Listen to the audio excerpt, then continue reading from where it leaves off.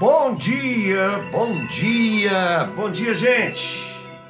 Estamos aí com mais uma edição do programa bíblico do livro Tire Suas Dúvidas sobre Bíblia.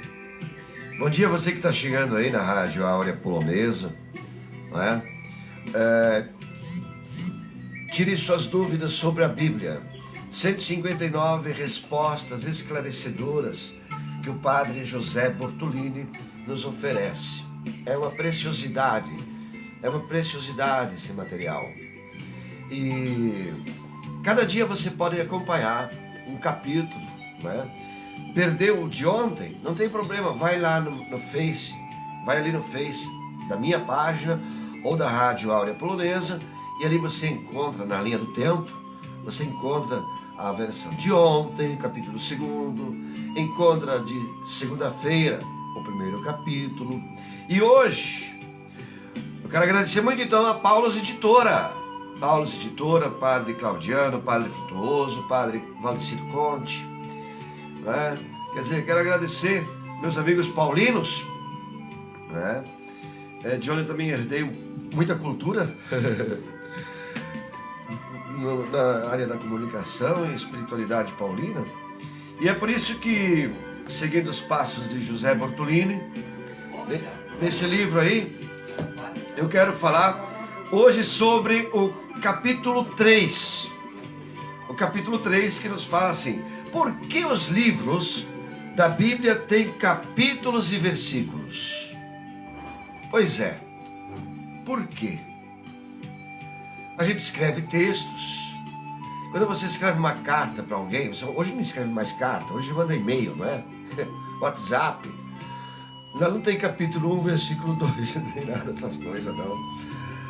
Porém, a Bíblia tem, e ela precisou assim. Os livros da Bíblia, então nós vamos agora entrar no conteúdo do Padre José Bortolini, que vai nos instruir por quê a Bíblia tem capítulos e versículos. Os livros da Bíblia não nasceram com números de capítulos e versículos. Quem escrevia um texto não tinha essa preocupação. No tempo de Jesus, todo o Antigo Testamento já tinha sido escrito. Porém, seus livros não eram divididos em capítulos e versículos, como acontece na nossa Bíblia. Quando Jesus, lá na sinagoga de Nazaré, se levantou para proclamar uma leitura em dia de sábado, recebeu o rolo do profeta Isaías. Isso você pode conferir em Lucas, capítulo 4, versículos de 14 a 21. Esse rolo, chamado na época de papiro, né? Devia ter 4 e 5 metros, mais ou menos, assim, de comprimento. E Lucas afirma que Jesus encontrou, né, Jesus encontrou a passagem que estava procurando. Está muito alto esse som. E a passagem que ele buscava era lá do texto de Isaías, capítulo 61, versículos de 1 a 2. Isso significa que Jesus estava bem familiarizado com o Antigo Testamento, não é? Apesar de este não estar ainda dividido em capítulos e versículos. Pois é, mas quando que aconteceu essa divisão, essa criação de capítulos e versículos? Muitos séculos depois, para facilitar a leitura litúrgica nas igrejas, a Bíblia foi dividida em capítulos.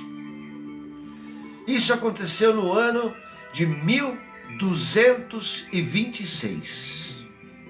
Tá vendo? Muitos séculos depois de Cristo, hein? Isso aconteceu no ano de 1226. Capítulos são aqueles números maiores que encontramos dentro de determinado texto da Bíblia. Eu vou fazer um exemplo aqui. Tipo, sabe, tem gente que às vezes pensa assim, você está ensinando o Pai Nosso para o Papa. Não, vou te mostrar. Vou pegar aqui, ok. Vou para o Novo Testamento, Atos dos Apóstolos, pronto. Vou aqui para o Atos dos Apóstolos, tá? O capítulo é sempre esse número grande aqui. Opa!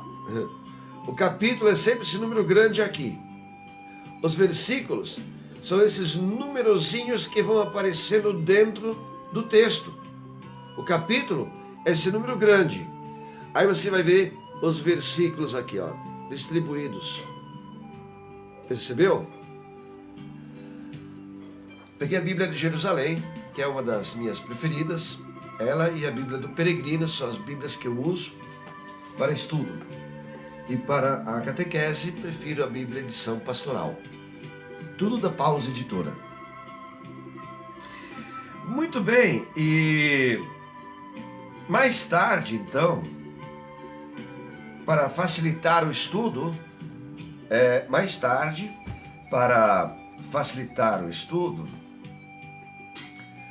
e a comparação de um texto com o outro, os capítulos foram divididos em várias unidades menores, que costumamos chamar de versículos. Você pega a tua Bíblia, você vai abrir, você vai ver lá, capítulo 8, versículo tal, pronto, não é? É mais fácil de indicar para alguém, inclusive, como eu disse, Jesus estava lá na sinagoga, no pleno dia de sábado, pegou o rolo do profeta Isaías, isso está lá em Lucas capítulo 4, versículos, olha, tá vendo? Versículos 14 a 21. Pega a tua Bíblia daqui um pouco, depois do programa, e dá uma espiada lá. Lucas 4, de 14 a 21. Você já aprendeu aqui no programa agora como se procura, né? Capítulo é o grande e os versículos que estão lá no meio, no entretexto. E lá você vai encontrar a expressão que está lá em Isaías, no capítulo 61, versículos 1 e 2. É por isso que tem essa facilidade de encontrar um texto, de procurar um texto.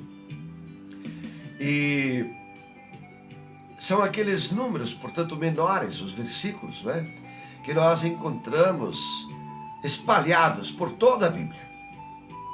A numeração do Novo Testamento teve início na cidade de Luca. Se escreve com 2 Cs, portanto se pronuncia Luca. Não é Luca, é Luca. Né? Na Itália, no ano de 1528. E a numeração de toda a Bíblia terminou apenas no ano de 1555. Tá vendo? começou no ano de 1226 e só terminou o trabalho no ano de 1555. Quer dizer, várias gerações de biblistas, estudiosos, se debruçaram para fazer esta numeração, essa separação, para que as pessoas pudessem ter mais facilidade de encontro, de ter encontro com o texto, ter um encontro fácil com o texto. Poucos livros da Bíblia têm somente um capítulo. Sabia disso? É o caso do livro do profeta Abdias, lá no Antigo Testamento. O livro de Abdias só tem um capítulo. E também da carta de Paulo a Filemon. Da segunda e da terceira carta também de João. E da carta de Judas. Estas já são todas no Novo Testamento. Tendo somente um capítulo. E nesses breves livros, o número que vem logo após a abreviatura se refere ao versículo. Por exemplo, Judas capítulo 1. Trata-se da carta de Judas, versículo 1. Né?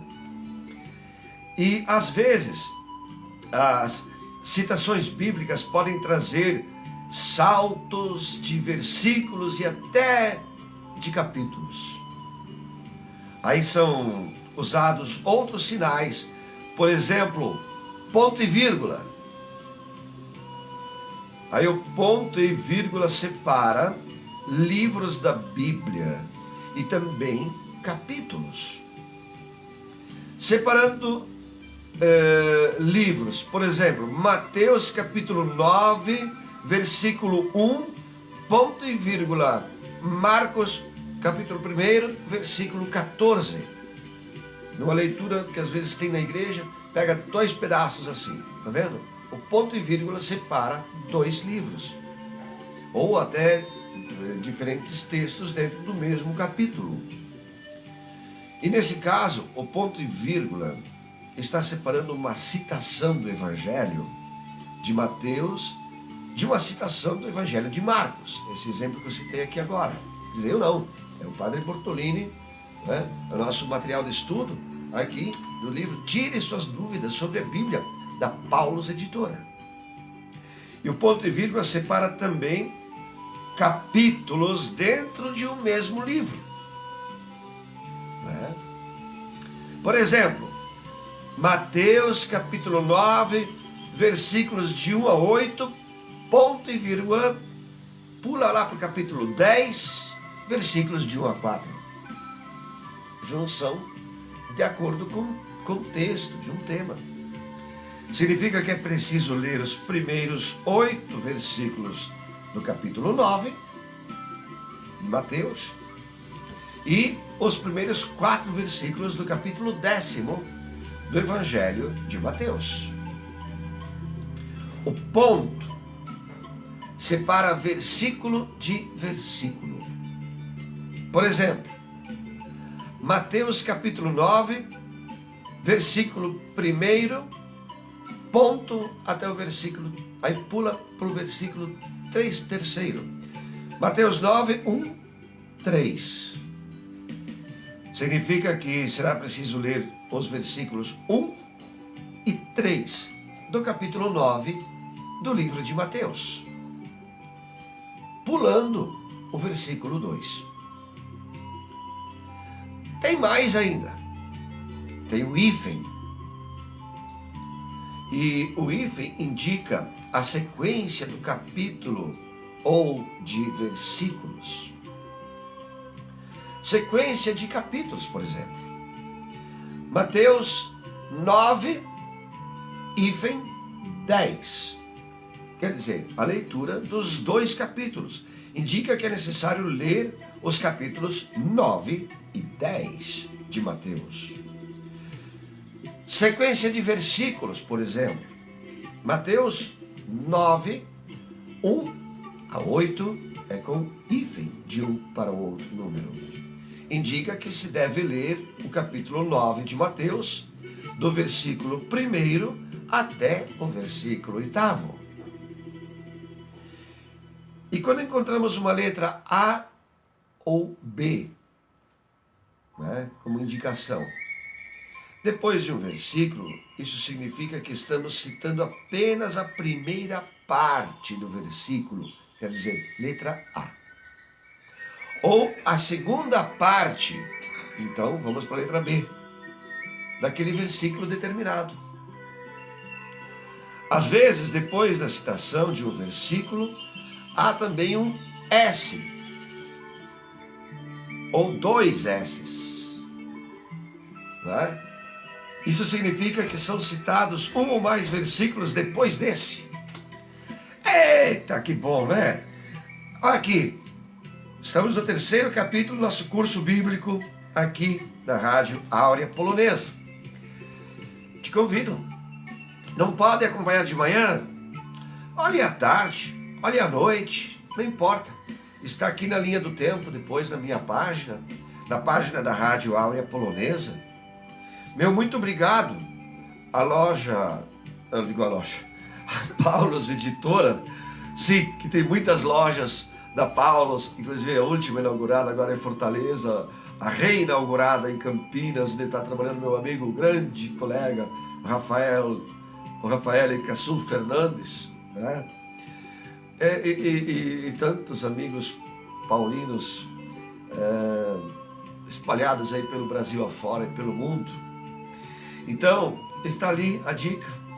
Você pode acompanhar a hora que você puder. Basta procurar na linha do tempo. Né?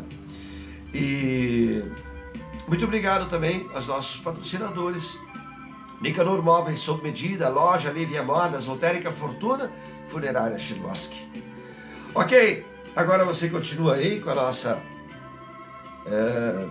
participação aqui na Rádio Áurea Polonesa. Ouvindo bastante música, ouvindo música, daqui em diante agora é música na programação, e você continua aí com esse momento todo especial que é feito para você. Acompanhe pelo aplicativo, você pode acompanhar pelo aplicativo Radiosnet ou também pelo site aureapolonesa.com.br.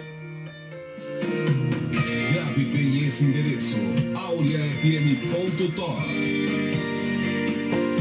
e ouça a programação da rádio mais polonesa do Brasil.